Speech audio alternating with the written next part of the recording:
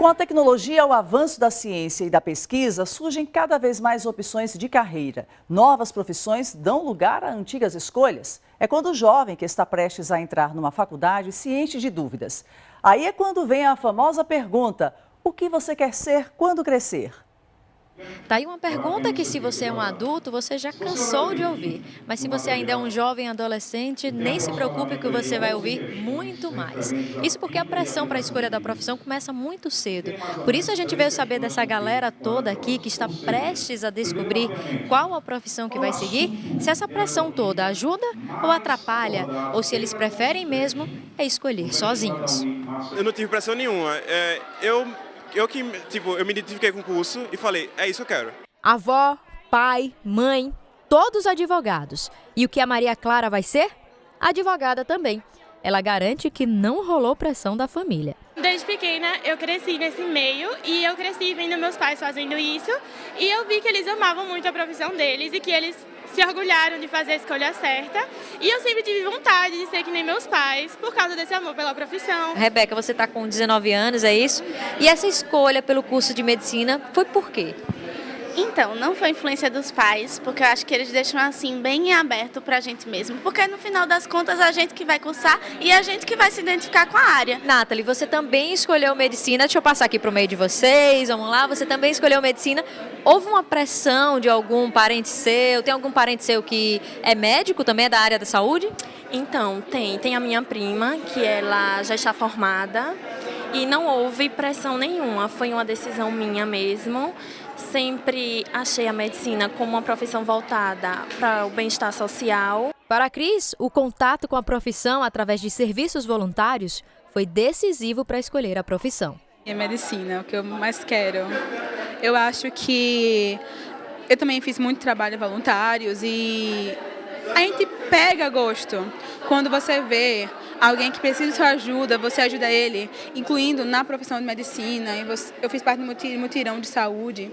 E quando você recebe aquele olhar de tipo, obrigado, algo do tipo, não tem gratidão melhor. E na contramão da galera de humanas, Maria Luísa se encantou com os números. E olha que ninguém da família é da área. Eu sempre gostei muito dessa área de programação. E a engenharia mecatrônica meio que engloba isso, junto com várias outras coisas da engenharia em si, que eu gosto muito de matemática, essas coisas, então eu acabei decidindo por ela. Bom, pelo menos por aqui tá todo mundo certo da profissão que deve seguir. O foco agora é estudar para as provas.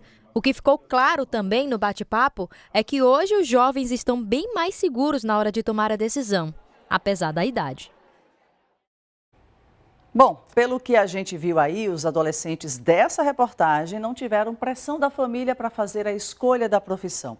Mas a gente sabe que nem sempre é assim. É comum ter alguém da família opinando sobre qual profissão seguir.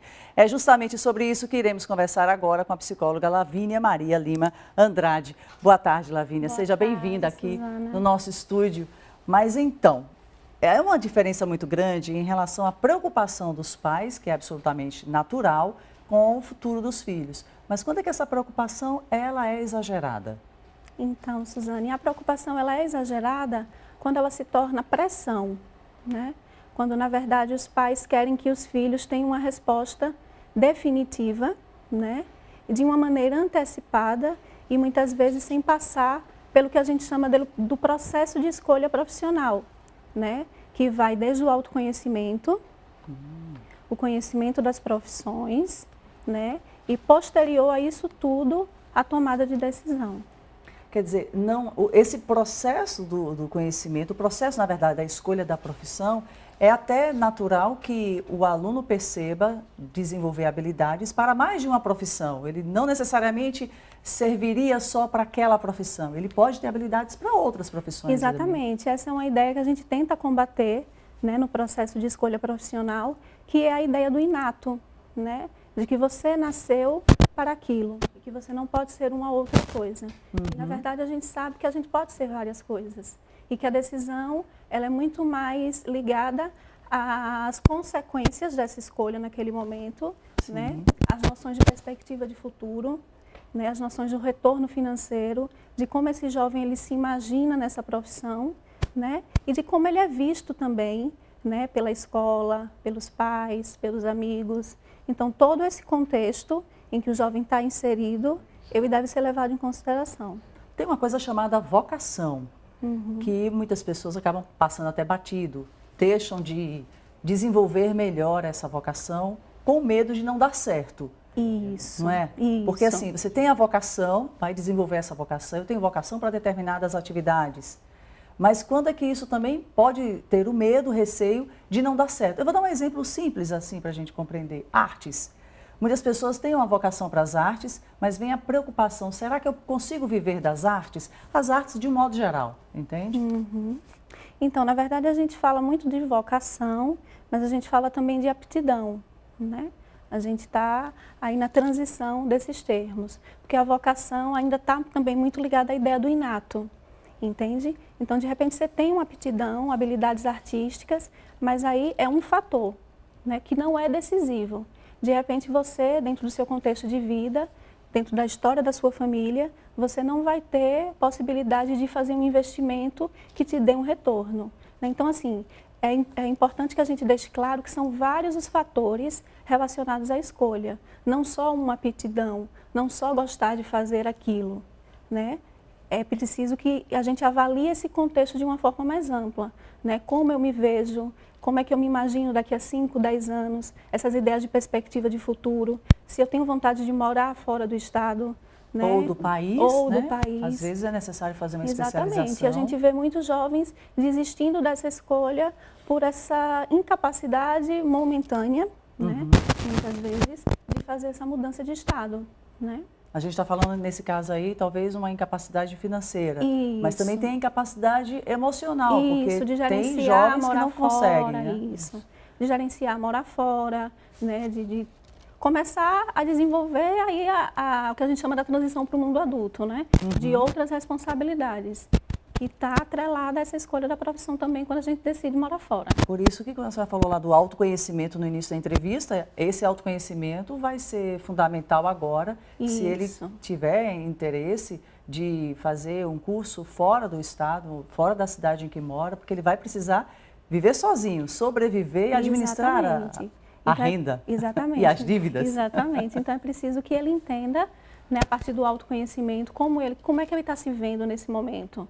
Né? Ele tem essa habilidade de gerenciar essas emoções, de morar sozinho, de saudade da família, né? De fazer novos amigos, de criar novos vínculos fora da cidade de origem. Então, tudo isso deve ser levado em consideração. É importante tocar nesse assunto, porque isso pode interferir muito no processo de aprendizagem, numa universidade, numa escola, num curso, enfim, de um modo geral. Exatamente. Você tem outros problemas, assim, não está conseguindo dar continuidade aos estudos, porque está preocupado com outras coisas também. Exatamente. Não está focado, né? Isso. As pesquisas, de uma maneira geral, mostram que o aluno ele tem que estabelecer uma relação de bem-estar com essa escolha, né? Desde o ensino médio, mas também durante a faculdade. Porque é essa relação de bem-estar que vai falar da vida que ele vai ter, né? Da maneira como ele vai vivenciar. E os pais precisam, claro, como sempre, dar esse suporte para o aluno, sem interferir nessa escolha, mas porque muitas vezes os pais até querem dar sugestões, mas eles não têm a vivência do que é o mundo hoje, justamente por causa dessa perspectiva. Tem essa situação também, né? Exatamente. As referências são mais antigas, às vezes. Isso. Né? E tem o que a gente chama do luto das expectativas, né? Muitos pais, eles vivenciam esse luto. De repente, eu sonhei que meu filho fosse um engenheiro, um médico, um advogado, enfim, e meu filho não vai querer ser aquilo. Precisa respeitar também. Precisa respeitar. A história de cada um. E vivenciar esse luto, né? Isso mesmo. Lavínia, muito obrigada por suas informações aqui. Uma boa tarde. Boa tarde, eu que agradeço.